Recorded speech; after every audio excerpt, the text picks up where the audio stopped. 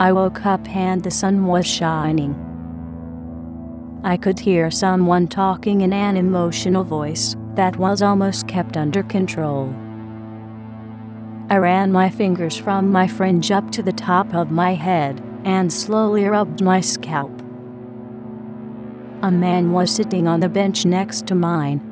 I looked at him for a while, wondering how old he was. I yawned and my eyes rolled back into my head. The man's hand shook slightly as he was holding his phone. "Look, I am sure that we can work this out if you just came back to me." I had been sitting under the shade of the tree when I first sat down. The man rubbed his eyes, but he wasn't crying. Things can change. I can change. I saw a football roll past.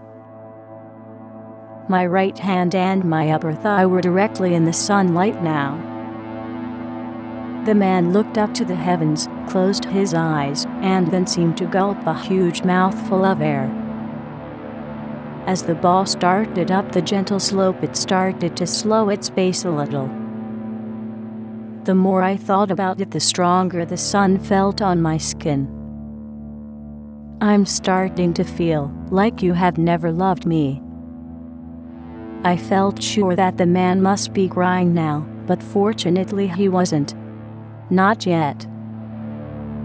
A boy was running up to get the ball before it rolled out onto the street. I rubbed my right forearm and then down onto my thighs. The man seemed to be just listening, and from time to time he would grunt in reply. Behind the first boy came two other boys who were pushing each other as they ran. I brushed a few leaves away from my side. I couldn't tell if things were going well for the man or not. As he ran on, the first boy put his foot on the ball to stop its movement. I sat up slightly and slid over more into the shade.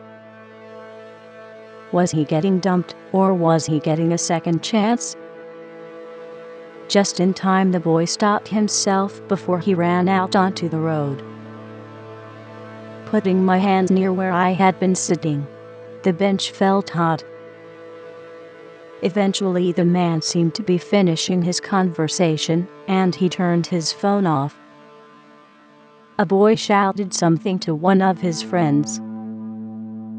Sitting in the shade now, I looked up at the branch hanging over me.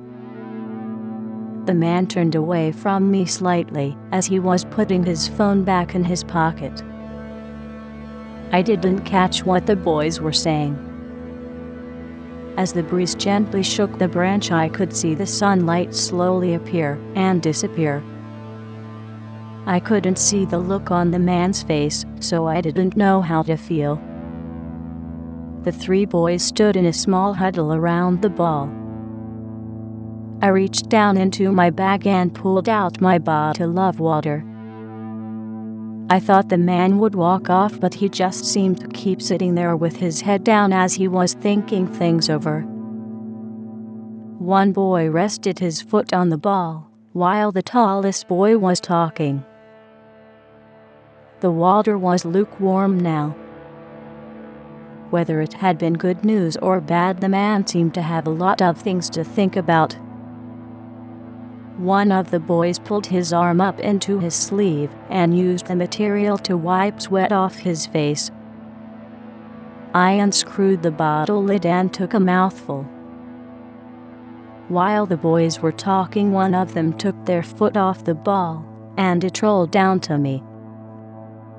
The water was not that refreshing, but at least it helped to take away that funny taste.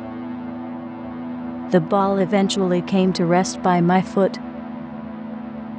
I screwed the lid back onto the bottle before wiping a few spilled drops of water from my chin. Without getting up from the bench, I gently kicked the ball back to the boys, and they thanked me. I placed the bag strap across my shoulder and stood up. One of the boys picked up the ball and held it under his arm. I plucked my pants away from where they were stuck to my skin and shook my legs slightly.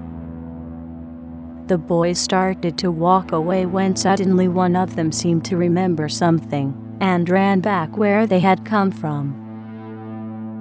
The sun was starting to go down now as it was late afternoon. The boy returned carrying a small bag in his hand. It was time for me to start off towards home.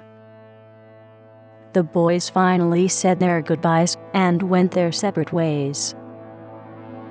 The boy with the ball walked off alone while the other two boys walked off together.